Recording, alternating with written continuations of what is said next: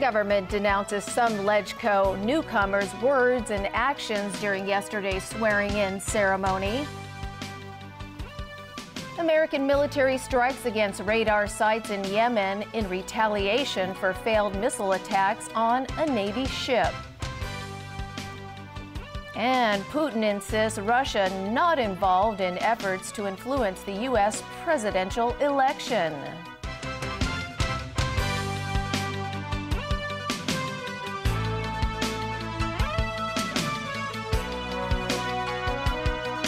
Good evening. The government today denounced the words and actions of some lawmakers-elect when they took their oaths yesterday.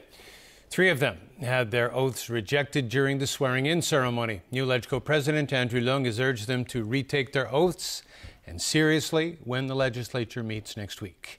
Helmi Leung reports. 定當擁護中華人民共和國特別行政區基本法。 When Wong Ting-kwong took his oath yesterday, he omitted Hong Kong when pledging allegiance to the Special Administrative Region. Today, the DAB lawmaker, re-elected for a 4th term, apologized for his careless mistake and requested to retake the oath. 3 other legislators will have to do the same next week. One of them, Edward Yu, questioned why his oath was rejected. He had read out the oath in its entirety but included extra lines right after. The secretary opined that my political stance has been voiced out immediately after the oath.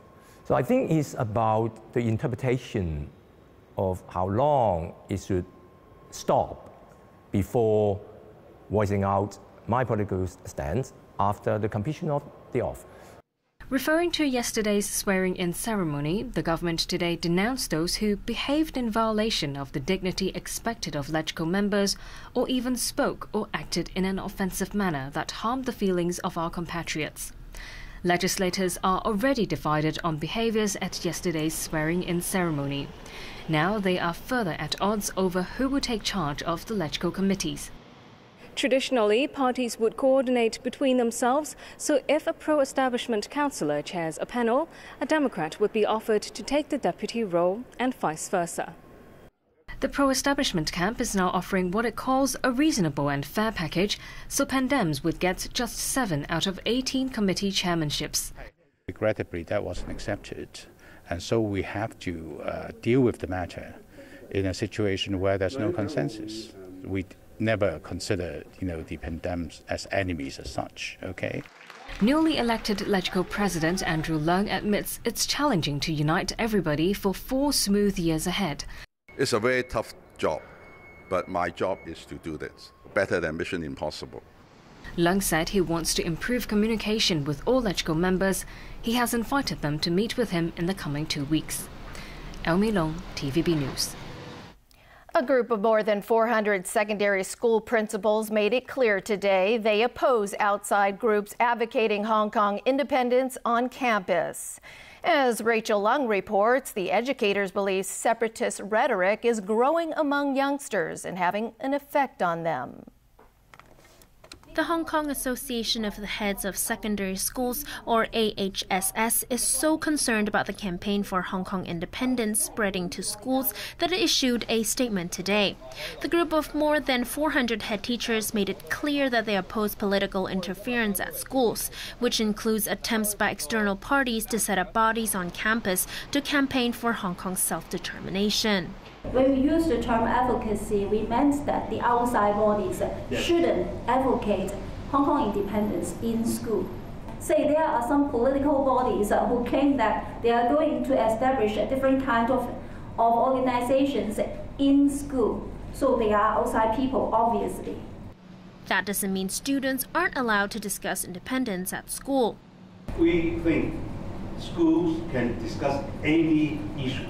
Political, social, or even intellectual issues, provided it's within school-based framework.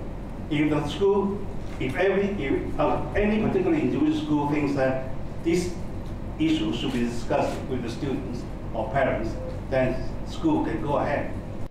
Wong believes teachers can be professional and objective during their discussions with students on controversial topics like Hong Kong independence. The association also stressed that students need the right guidance and encouragement so that they can shoulder the responsibility of being the future leaders of Hong Kong. Rachel Ng, TVB News. American folk rock pioneer Bob Dylan has been awarded the 2016 Nobel Prize for Literature.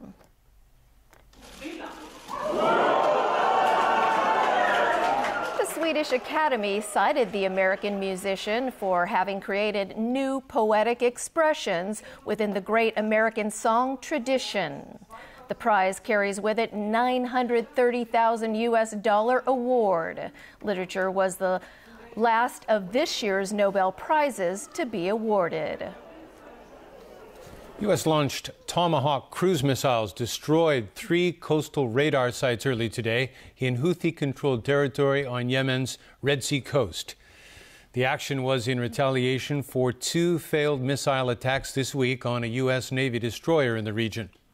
Today's strikes marked the first shots fired by the U.S. against the Houthis in Yemen's long-running civil war. The American military has been focused on al-Qaeda in Yemen. Up until now, it has been providing only logistical support for the Saudi-led coalition battling rebel Houthis and their allies. The Houthi movement has denied carrying out the missile attacks.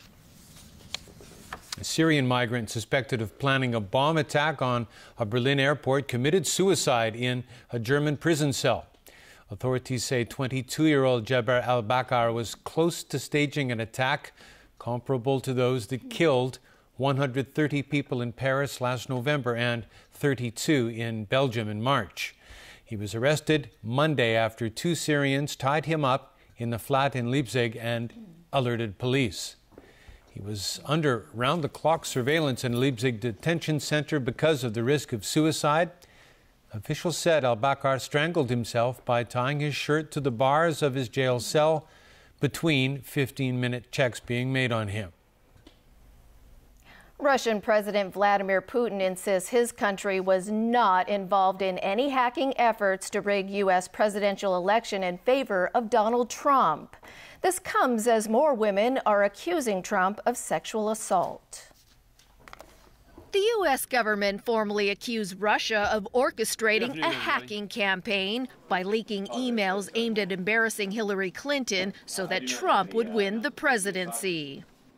That the recent disclosures of alleged hacked emails are consistent with the methods and motivations of Russian-directed efforts. And given the scope of those efforts, the intelligence community has concluded that they are almost certainly directed by senior Russian government officials.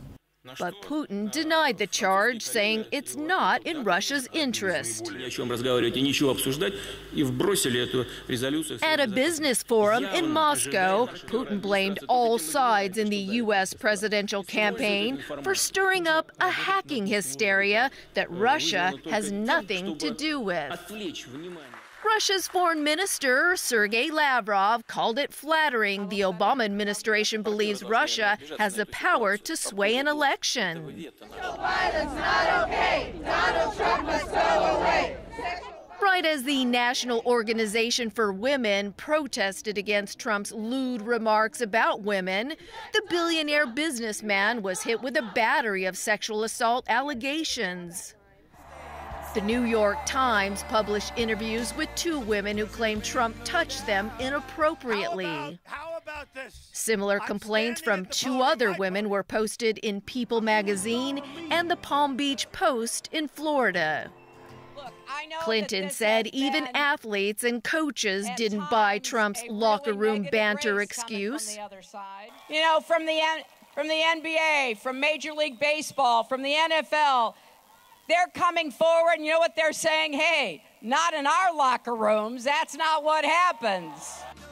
Trump stayed focused on attacking Clinton for her email scandal. He claims the Department of Justice colluded with her. Department of Justice fed information, think of this, to the Clinton campaign about the email investigation so that the campaign could be prepared to cover up her crimes. Despite Donald Trump's ongoing scandal, he still has many followers. A Harvard University scholar that we spoke to offers an explanation for this. Winna Wong reports. Things just keep going downhill for Donald Trump, or so it seems. Ever since recordings of him vulgarly describing women surfaced earlier this month, more people are now stepping out to tell their stories. And they're no longer just locker room banter. They are accusations of sexual harassment. Normally, scandals like these would be enough to destroy entire election campaigns. But according to the latest polls, while support for Trump has fallen, he is still managing to rake in an about 40% backing. So why do so many American voters choose not to abandon him?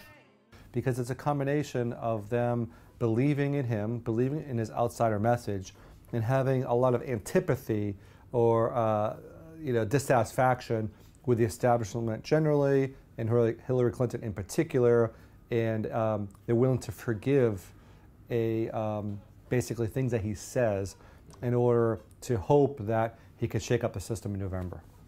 And as Donald Trump has said many times, there's virtually nothing that he can say or do, I think, that will weaken that level of support. But Della Volpe points out that Trump's current level of support will not be enough to bring him into the Oval Office. One of the specific things that still has the ability, I think, to resonate with undecided voters is a sense that America will be more secure in some respects if he's president. And the other thing is kind of a specific plan to put Americans, or certainly kind of Americans in some key swing states, to work. The election will take place on November 8th. So, with more than 3 weeks to go before the big day, Della Volpe says in politics that's still plenty of time for things to take a turn. Winna Wong, TVB News. Foreign aid organizations are scrambling to get food and shelter to more than 1 million people in need in hurricane-struck Haiti. And those who survived the falling buildings and furious floods now face another deadly threat, cholera. Alan Booknia reports. At least 1,000 people were killed when Hurricane Matthew tore through Haiti last week. 1.4 million are in need of aid, and hundreds of thousands are homeless. Disaster relief personnel from the United Nations and aid organizations are now rushing to the hardest hit areas. It's the biggest relief operation there since a devastating earthquake hit the country in 2010, killing 300,000 people. But there's also been a spike in cholera since the storm, with almost 200 people dying from the disease in the last week. The Haitian Red Cross said its main concern is stemming the outbreak. Ironically, cholera was accidentally introduced to Haiti following the 2010 earthquake, when Nepalese peacekeepers emptied infected sewage into a river. The disease has since killed more than 9,000 people. Fortunately, in Haiti, after the 2010 cholera outbreak, there is a better awareness about some of the public health challenges. There are more public health professionals in place. But unfortunately, this is a country with limited financial resources, poorest country in this hemisphere. But pouring resources into tackling the outbreak means less is available to address other urgent needs. Adding to the woes, outbreaks of Zika and other mosquito-transmitted diseases are likely.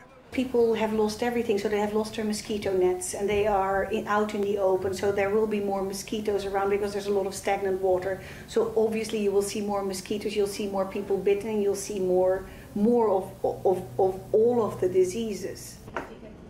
Meanwhile, the United Nations spokesman slammed Haitian authorities for being so unprepared for a hurricane everyone knew for days was going to hit the country. Community education was not acted on. It is really outrageous that we are still in a situation where that can happen in a country like Haiti, particularly a country that has just recently experienced a devastating earthquake in which, one of the clear lessons was about preparation. Alan Booknia, TVB News. And still ahead in our newscast, a road worker killed in a hit and run in Kowloon Tong. disruptions in gas and water supplies to almost 10,000 households in Tseung Kwan-o. And a creative use of the new plastic £5 note in the UK.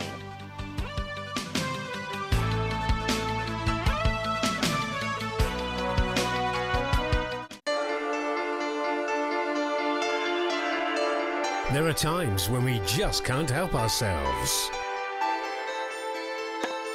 Hong Kong Tennis Open 2016. Tonight after the news roundup and live from Friday to Sunday.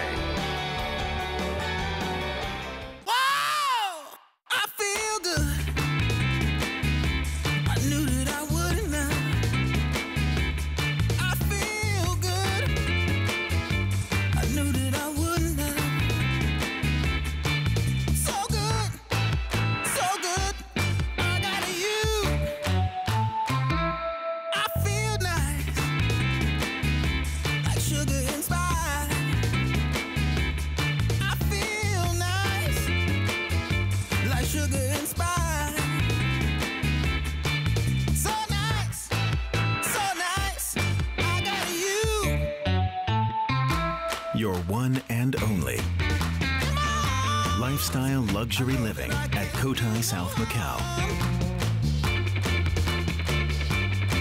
Sky Oasis by you.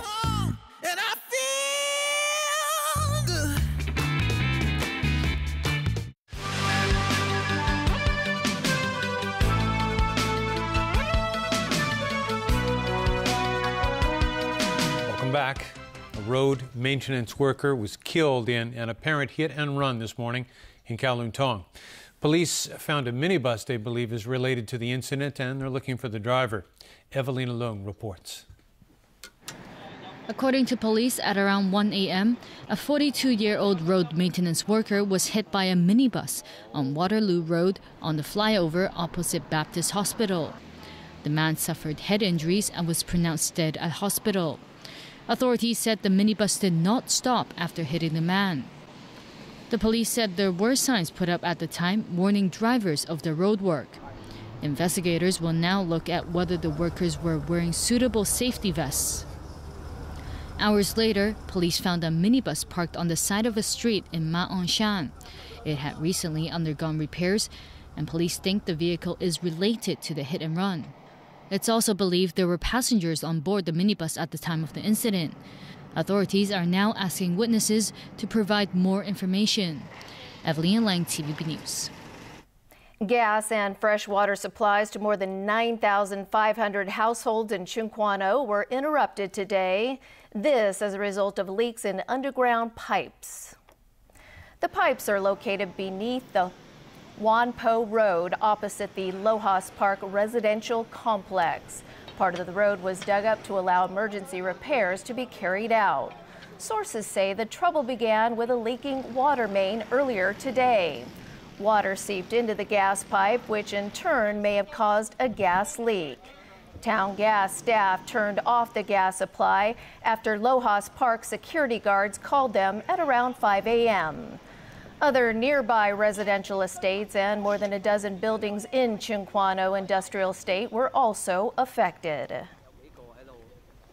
Police have arrested a dentist for allegedly altering patient records so he could claim more subsidies from a dental program for the elderly. Caleb Leung has more.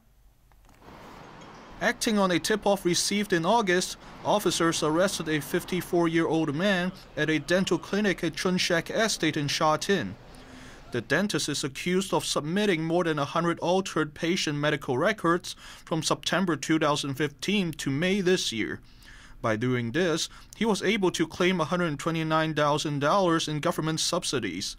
The man is out on bail but must report to the police next month. The clinic declined to comment on the matter because it said the case has entered the legal process. The patients whose records were altered are beneficiaries of the Community Care Fund Elderly Dental Assistance Program. Introduced in 2012, it subsidizes seniors with financial difficulties who are not comprehensive Social Security assistance recipients in receiving certain dental services, including free removable dentures. After completing the necessary dental treatment, the dentist must fill in a form for the program's agent, the Hong Kong Dental Association. The form, which is signed by the dentist, will list out details of the treatment received by the beneficiary. After the association has approved the treatment, the subsidy is disbursed to the dentist directly. To date, around 500 seniors benefited from the program, with the total amount of subsidies surpassing $100 million. Caleb Leung, TVB News. All right, Chris, do you have more tennis for us today? I do. Okay. To Victoria Park at the Hong Kong Tennis Open, where Bethany Matek-Sands of the U.S. defeated Frances Caroline Garcia to advance to the quarterfinals. The scores were 4-6, 6-2, and 6-4. Matek-Sands will next play another French woman, Kristina Mladenovic. Others into the last 8 include defending champion Jelena Janovic and China's Wang Qian. Meanwhile, the men's top players are in Shanghai, and it was another early round exit for Spain's Rafael Nadal. Jameson Wong has more. Unfortunately for Rafael Nadal, there weren't enough of these moments in Shanghai.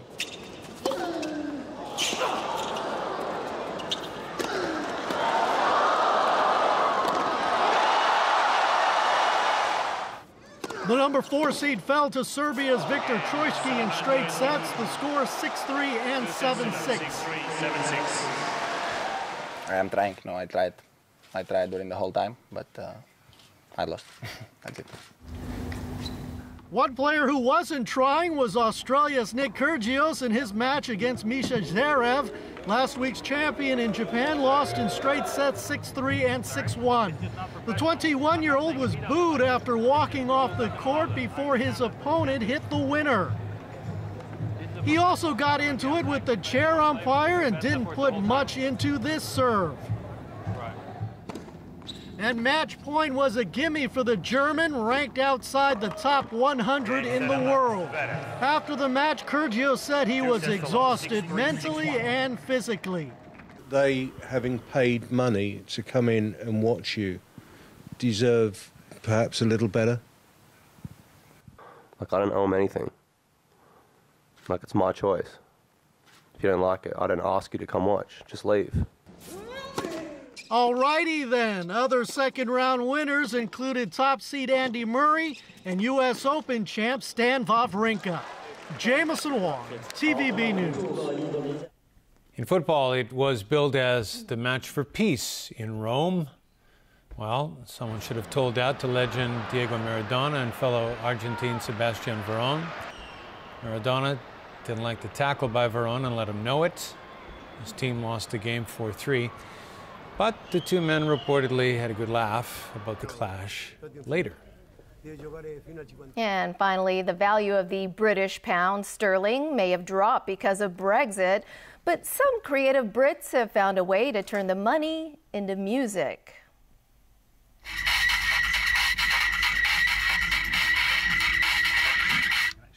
As it turns out, the new plastic 5-pound note can be used as a stylus to play vinyl records. A number of YouTube videos have been posted to that effect. But if you give it a go, you'll find the fidelity doesn't quite match sound produced by expensive equipment. Still, the plastic note boasts lovely images of Queen Elizabeth II and Winston Churchill. It was introduced last month to replace the paper note as more durable and harder to forge. The note is currently valued at $6 US, but now that it brings music to your ears, it may be worth more. And that's our news. Good night.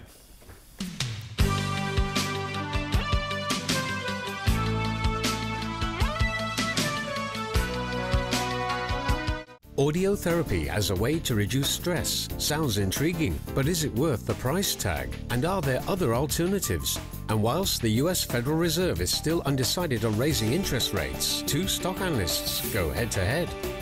Money Magazine, Friday night at 6:55 on Pearl.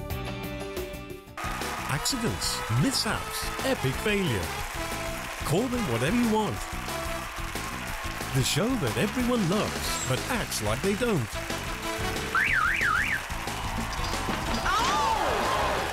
Saturday night, America's Funniest Home Videos at 8 on Pearl.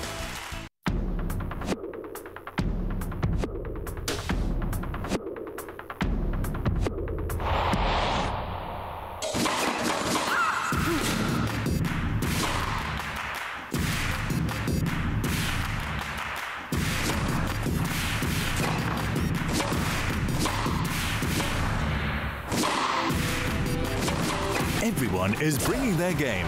Bring yours to the Prudential Hong Kong Tennis Open. Dream big, everyone. Welcome to the most coveted kitchen, where food dreams come true. I think it's really, really tasty. You can cook. This apron makes me feel like I can do anything. Let battle commence. Monday, MasterChef, Season 6 at 8:30 on Pearl.